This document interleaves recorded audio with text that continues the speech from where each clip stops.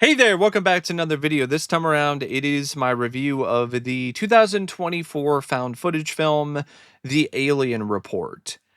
Now, I'm not really the biggest fan of found footage films, but there are some that I like. I like The Blair Witch Project, I like The Tunnel, I like As Above, So Below, and there are some others that I don't mind as well.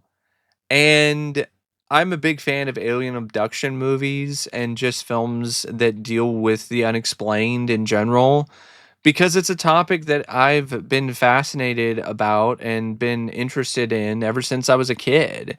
I used to read books on the mysteries of the unexplained, UFOs, aliens, different sort of unexplained mysteries. And I remember watching reruns of Unsolved Mysteries on Lifetime and sightings on the Sci-Fi Channel. So I definitely was a big fan of the unexplained.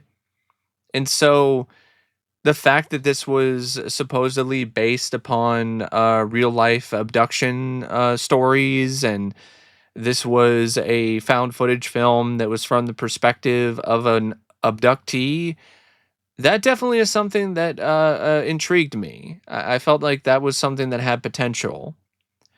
And before I get around to sharing more of my thoughts on the Alien Report, I would like to give a special shout out to DP.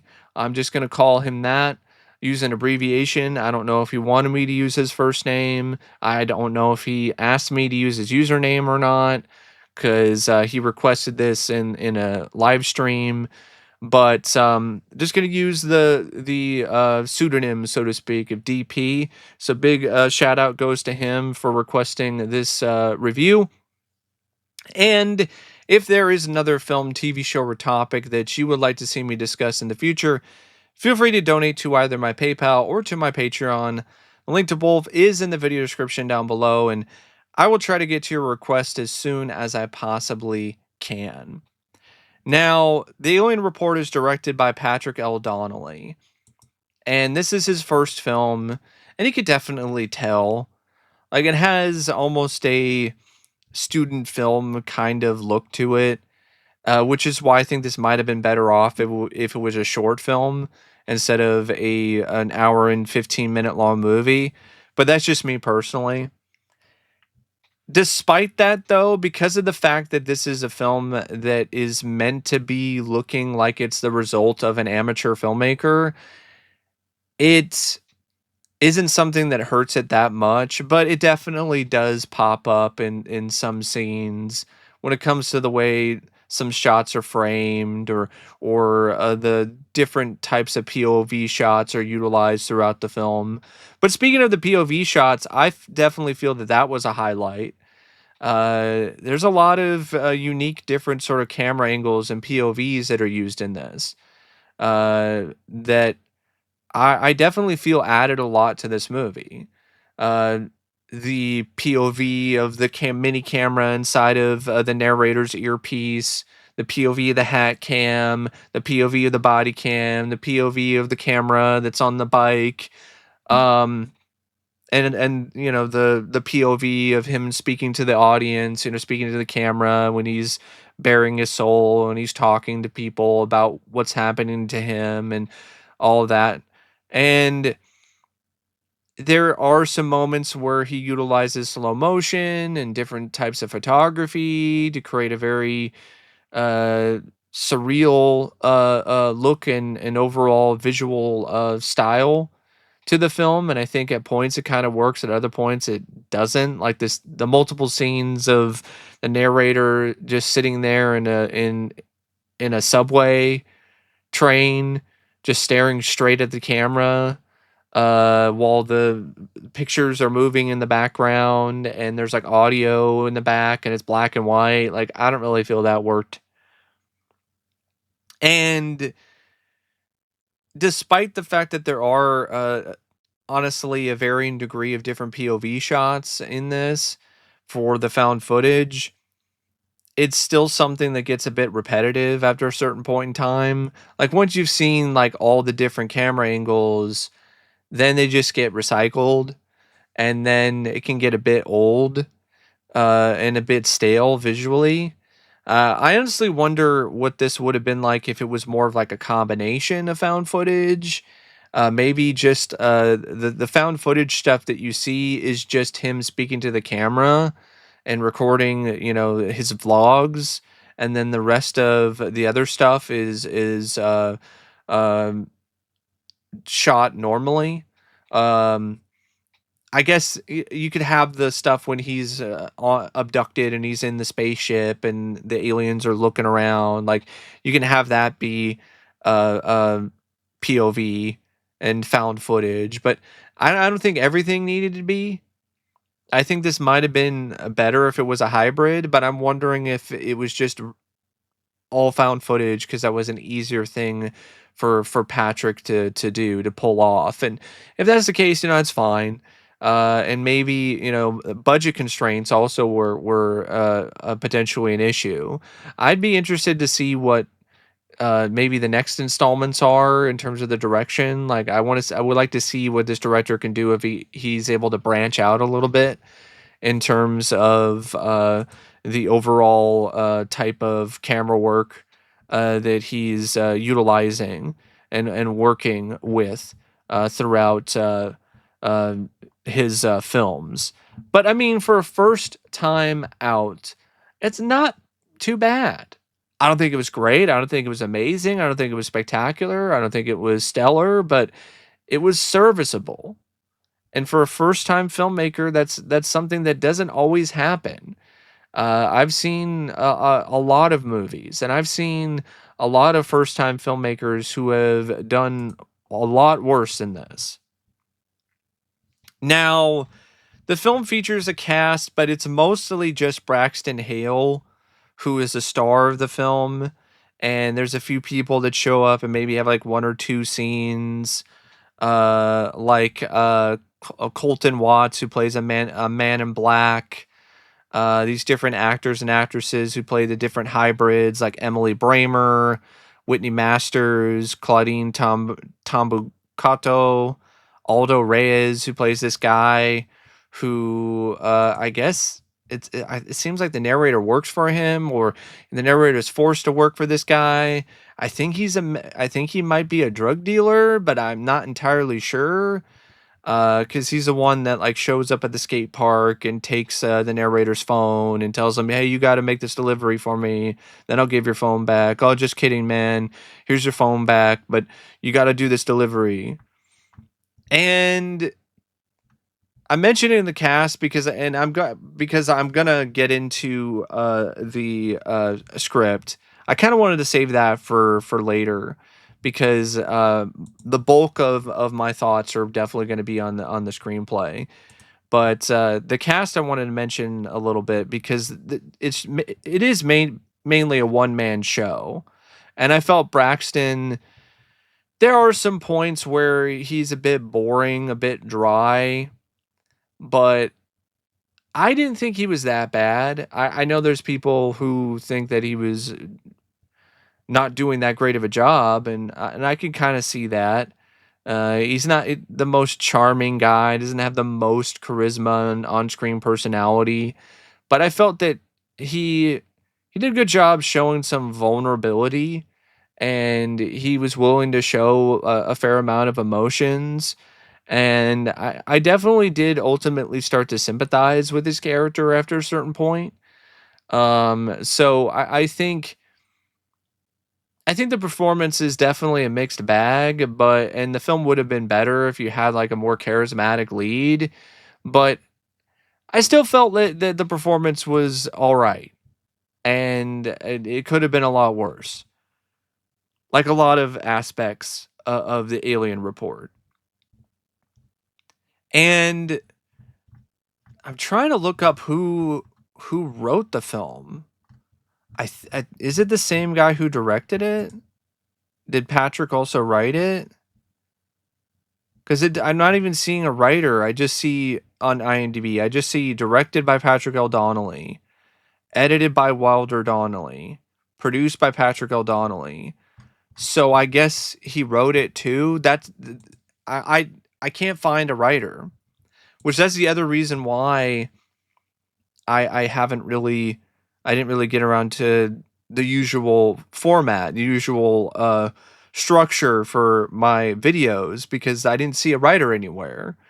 So I'm assuming it's Patrick maybe, or maybe some unknown writer, but whoever it is that wrote this film, they they did a good job drawing you in initially in terms of this mystery and this narrator and him putting this video together and these series of vlogs where he's talking to the camera and spilling his guts and spilling his heart out and talking about these abductions that he's been going through and experiencing and the effects that they're having on his mental health and his physical health and just his life in general. And you get the sense that he's a drifter, a guy who goes from place to place, doesn't even seem like he might really necessarily have his own place to stay. Maybe he stays at friends' houses, maybe he does stuff like that. And you see he's very tormented. He's very genuinely hurt. He definitely does come across like a guy who's very hurt and very damaged in a multitude of different ways. There's even a bit where he's talking about going through a bunch of different foster homes until his grandmother adopted him, and then things started to calm down because prior to that, he was abused and all this other stuff, which makes you think about whether or not all this alien stuff is going on and it's all in his head, but then you have the footage that ties in with everything that he's saying, and there's other stuff like he finds a crystal in his leg, which is magnetic. So there's definitely, in my opinion, a good enough driving narrative throughout most of the film because you're trying to figure out and understand what is going on here. Why is he being abducted? Why are these other people being abducted? And what makes him so special? And why does he keep seeing this hybrid alien who is part female, and part alien? Like, why does he keep seeing this hybrid? And why does she keep paying such close attention to him? And so I feel that there was definitely something that was going on with the story that was relatively compelling. There's this whole thing with the Men in Black, which I felt like didn't really go anywhere, but I could kind of see where the writer was trying to come from. I could definitely see what he was trying to do with this to try to add a little bit of extra intrigue and mystery with these cars that are driving around and a quest, so to speak, for our narrator to try to find the Men in Black and try to figure it out. But he never really figures out anything. Like he manages to get footage of the cars and even gets footage of one of the Men in Black, but he doesn't do anything to stop them. So and he doesn't ever find out why they're watching him, or why they're so closely drawn to him. Maybe they're gonna save that for the sequel, or I don't know, but it just felt like it was kind of a bunch of nothing because you don't really get any answers. And there's other stuff too, like the crystal that it was in his leg. I guess it was a tracking device, but it seemed like the aliens found him anyway. So later on, even though he took the tracking device out, so was that really a tracking device or was that something else?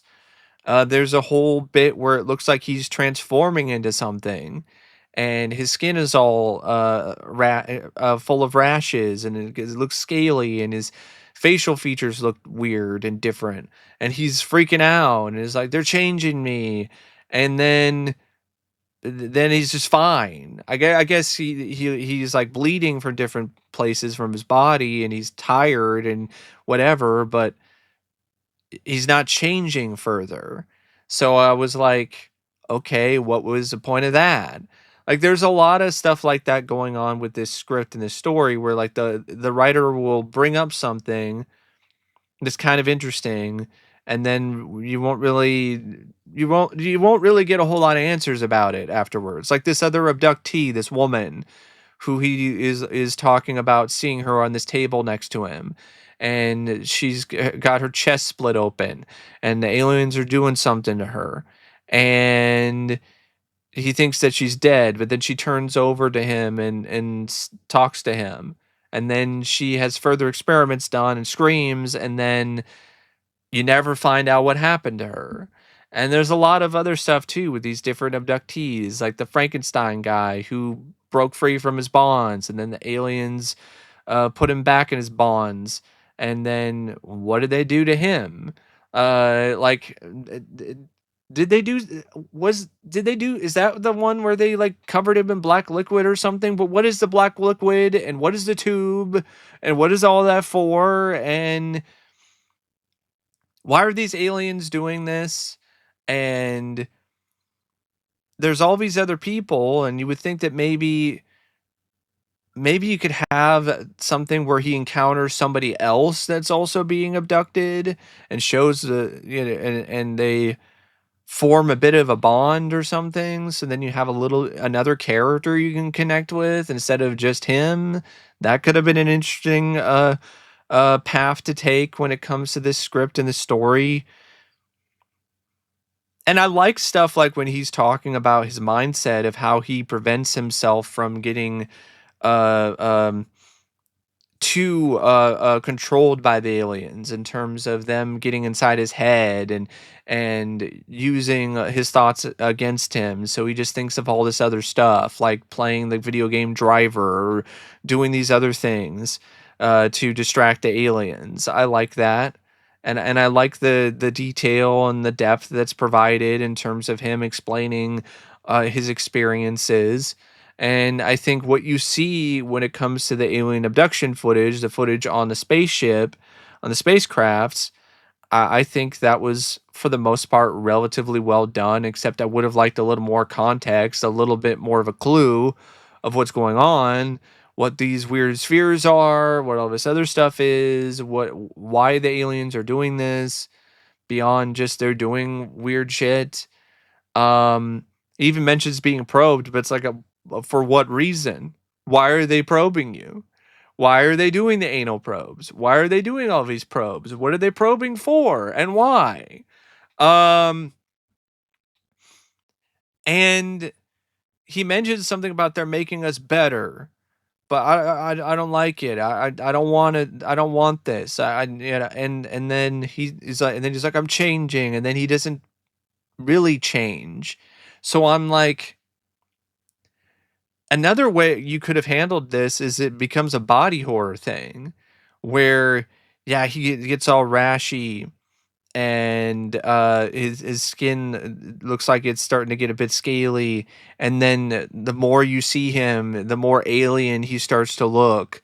And that would have been a really nice direction to take things. It would have made it even more tragic and even more sad. And then you could explain that the hybrid woman, alien thing, which there's a scene later where you can tell that she's pregnant. Uh, she's behind this because she wants him to be like her so she can have a father for the baby. Something like that. Like, that would be interesting. And like it would end with him being with her, and they have their child, and they go off into space, like that, or they escape with their child from the other aliens, and then that sets things up for the second movie. But instead you have this weird ending, which that's another thing that I don't think works at all with this script, where you're building up to, honestly, it seems like you're building up to some kind of revelation, some kind of answer. He is doing all this stuff, going to all these extreme lengths to record these men in black, to record the alien abduction footage, to edit it all together. But I'm like, who is editing out this all together? Because it doesn't seem like he ultimately was the one that did it, or maybe he did, or he's doing it while he's doing these vlogs and these interviews to the camera where he's talking about his life and his abduction experiences. But then there's this other stuff where he's like, "Oh, I lost the footage," and then Paulo, this other guy, stole it, and then he's like, "Hey, you got to do this, and then I'll give you the footage back," and then somehow he still gets the footage back, and then the last few scenes is like it's once again from the POV of him on the spaceship, and he's going through all this light, and it seems like he's teleporting throughout these different dimensions and going throughout all these different parts of space, and then encounters this room that has all these different floating spheres, and one of them says, "I'm your father," and I'm like, "What?" And then there's like one of them, like there's a voice of this other guy who was in one other scene in the movie, and you're just like, okay, now you've lost me. And then it's like part two, Alien Report, or like Alien Report part two, and it doesn't even say coming soon. It just fades to black, and it just shows us part two. And I'm like, okay, is part two starting? And then no, it's over. And then I'm like, what? so so the ending is just completely unsatisfying. It just feels like the writer didn't really know exactly how to conclude things and just stopped, and it didn't really elaborate on why things were ending at the point that they were. And so I give the script some credit for having this abductee be presented in a way where he is sympathetic, and you do start to really feel for him and ultimately root for him. You want him to try to find a way to get them to leave him alone, or figure out what's going on with these men in black and these weird shape-shifting cars, and figure out everything, in terms of what's going on with him and why it's happening, and how he can possibly stop it, and how he could possibly help other abductees, and so you definitely do start to connect with him in that way, and then it just doesn't really amount to much of anything by the end. There's no resolution, there's no satisfying conclusion to anything, and like I said, I think the body horror thing would have been a really good place to go with this. And it would have been kind of unexpected and not something you see a whole lot of. Like, you really don't see a whole lot of body horror found footage movies. So that would have been really cool and kind of different. And it would have made sense within the context of the story and with the film. Definitely would have made a lot more sense than the room of spheres that are talking in human voices, and one of them is his father. Would have made a whole hell of a lot more sense than that. But that's just me personally. The Alien Report is just one of those movies is just kind of Like, I'm not gonna say that it's outright garbage. I don't think it was awful. It was an interesting one-time watch for the different sort of POVs, the footage with the aliens, which honestly at points was kind of unsettling and genuinely kind of creepy, especially when they're staring at you with their weird looking eyes and just blinking and not saying anything, and I do feel that the effects for the low budget were actually not too bad. And I felt like there was definitely a lot of care and thought and effort put into this, and you could definitely see it when it comes to the overall production. And I don't know how much of the experiences were based on real life abductee experiences, though. I think that is not really clear here. And I also feel that, other production elements of it are, just kind of there for me personally.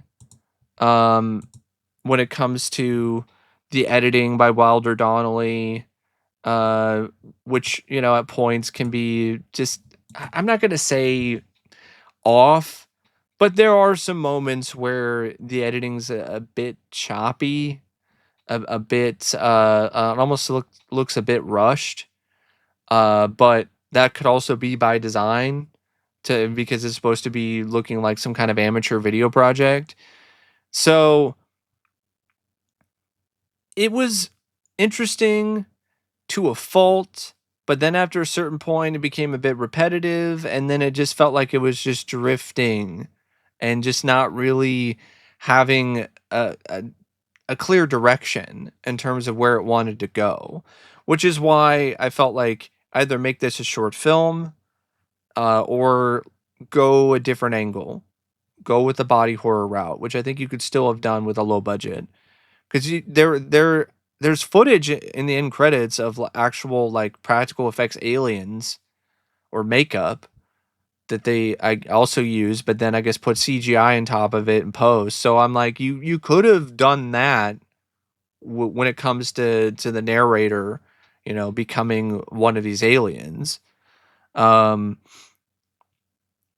but that's just my personal take on it. I would say if you are into found footage films and this premise and this concept and this idea interests you, I would say definitely check it out sometime. There are a lot worse ways to spend like an hour and 15 minutes. And I think that there is enough here that is at least sort of interesting and a bit intriguing that I think that it's not a complete and total waste, but I was a little let down by it though, to be perfectly honest, because I felt like there was a lot of potential here and I don't feel it was fully realized. But anyway, that's just my thoughts on the Alien Report. And until next time, I'll see you later. See ya.